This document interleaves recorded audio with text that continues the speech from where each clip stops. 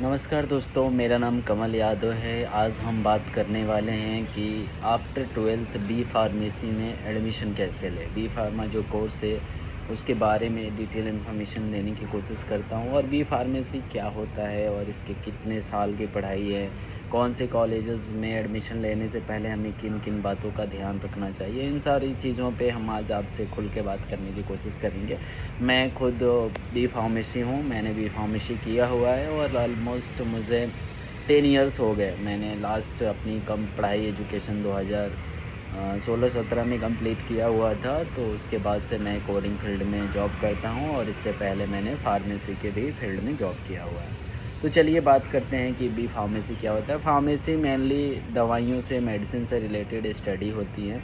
इसमें जो अगर हम बात करें कि चलिए बेसिक से बात करते हैं, तो बी फार्मेसी जनरली जैसे मैंने बताया कि मेडिसिन के बारे में स्टडी होती है। तो इसके लिए अगर आप 10th और 12th के बाद अगर आप बायोलॉजी से या मैथ से पढ़ाई किया हुआ है जिसमें केमिस्ट्री कॉमन है, लाइक वैसे स्टूडेंट जिन्होंने बायो किया हुआ है, मैथ से 12th किया हुआ है, उनकी एडमिशन इस फील्ड में हो जाती है। तो अगर आप अपनी पढ़ाई बायोलॉजी से किया हुआ है या मैथ से किया हुआ है तो कॉलेजेस में जनरली एंट्रेंस देके या बहुत सारे प्राइवेट कॉलेज हैं जहाँ पे आप एडमिशन ले सकते हो। प्राइवेट कॉलेजेस का फ़ी की बात करते हैं तो ये आज के टाइम में लगभग 90,000 से लेके 1,10,000 तक अच्छे कॉलेजेस में पर ईयर का फ़ीस होता है। आप इसको लाइक सम कॉलेज में आप इंस्टॉलमेंट बेसिस भी दे सकते हो, कुछ स्कॉलरशिप भी प्रोवाइड कराते हैं, बट ये टोटली डिपेंड करता है कि किस कॉलेज में आप एडमिशन ले रहे हो और कहाँ पे ले रहे हो।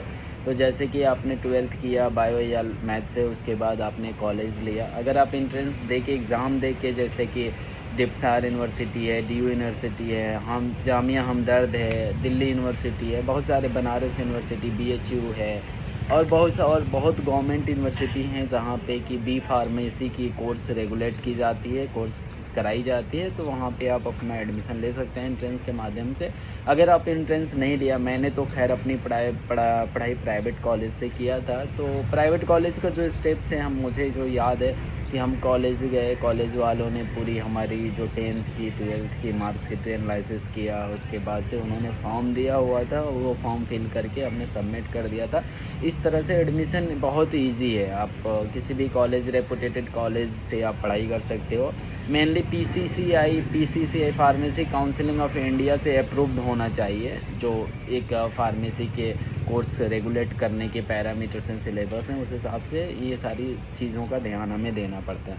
फिर हम लोगों ने शायद इस हिसाब से एडमिशन लिया। मेरा कॉलेज उत्तर प्रदेश गाज़ियाबाद में पड़ता है, मैं नाम बता दूंगा, बहुत अच्छा कॉलेज है, पढ़ाई वगैरह अच्छे होते हैं। तो मैंने वहाँ से अपनी फार्मेसी की डिग्री प्राप्त की है। तो चलिए शुरू करते हैं कि फर्स्ट ईयर में क्या पढ़ना होता है। ये मेनली जो ये बी फार्मेसी है, इसमें आपको एनाटॉमी, ह्यूमन एनाटॉमी के बारे में पढ़ना पड़ता है। केमिस्ट्री होता है, जैसे कि केमिस्ट्री के जितने डिवीज़न हैं वो समझो यहाँ पे सब्जेक्ट बन जाते हैं। जैसे ऑर्गेनिक केमिस्ट्री हो गया, फिज़िकल हो गया, केमिकल में ऑर्गेनिक, इनऑर्गेनिक, ये सारी चीज़ें आ जाती हैं। आपका लाइक जितने भी हमारे चैप्टर्स हमने जो 10th और 12th में पढ़े होते हैं, यहाँ पे एक पूरी सब्जेक्ट हो जाती है जिसके थ्रू आपको केमिस्ट्री पढ़ना पड़ता है। कुछ एडिशनल सब्जेक्ट्स आ जाते हैं, जैसे कि हॉस्पिटल फार्मेसी हो जाती है, फार्माकोगनोसी होता है, फार्माकोलॉजी होता है, कुछ प्लांट से रिलेटेड डिटेल इन्फॉर्मेशंस। और ये तो अगर मैंने जो किया है फार्मेसी, ये एलोपैथी है, अंग्रेज़ी मेडिसिन के लिए होता है। तो आप इसके लिए पूरी ये अगर डिप्लोमा करते हैं तो 2 साल की कोर्स होता है।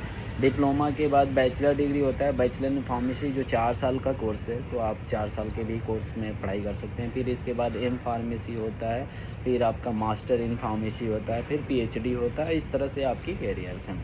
तो मान लो कि जैसे मैंने बी फार्मा के 10th 12th किया, उसके बाद बी फार्मेसी किया। अब बी फार्मेसी के बाद जॉब के क्या स्कोप हैं। अगर आप गवर्नमेंट जॉब के लिए मेनली हॉस्पिटल से रिलेटेड जॉब करना चाहते हैं तो पहले आपको डिप्लोमा इन फार्मेसी करना चाहिए, कि बहुत सारी कॉलेजेस हैं, बहुत सारे गवर्नमेंट्स हैं जो कि लाइक गवर्नमेंट इंस्टीट्यूट्स हैं जो कि डी फार्मेसी कराती हैं, लेकिन जितने भी गवर्नमेंट जॉब हैं उनमें ज़्यादातर हॉस्पिटल से रिलेटेड जॉब आपको डिप्लोमा लेवल पे ही मिलेगा। उसमें आप अगर बी फार्मा किया है, अगर आपके पास डिप्लोमा की डिग्री नहीं है, डिप्लोमा इन फार्मेसी नहीं है, तो आप वो जॉब के लिए अप्लाई ही नहीं कर पाते हो। तो पहली बात है कि आपको गवर्नमेंट प्रोस्पेक्टिव से अगर आप सोच रहे हो तो डिप्लोमा करो, फिर डिप्लोमा आपकी कंप्लीट हो जाता है, आप थोड़ी सी वही प्रिपरेशन करते हो, कहीं इंटर्नशिप करते हो, किसी हॉस्पिटल में जॉब करते हो, रिटेल पे करते हो, और उसके बाद आप अप्लाई करो तो आपको गवर्नमेंट जॉब लगता है। रही बात कि अगर आपने बैचलर इन फार्मेसी कर लिया या कर रहे हो या करोगे, तो इसके माध्यम से आप बहुत सारे स्कोप है। पहली चीज़ तो आप हॉस्पिटल के क्षेत्र में जॉब कर सकते हो, एक एज ए फार्मासिस्ट।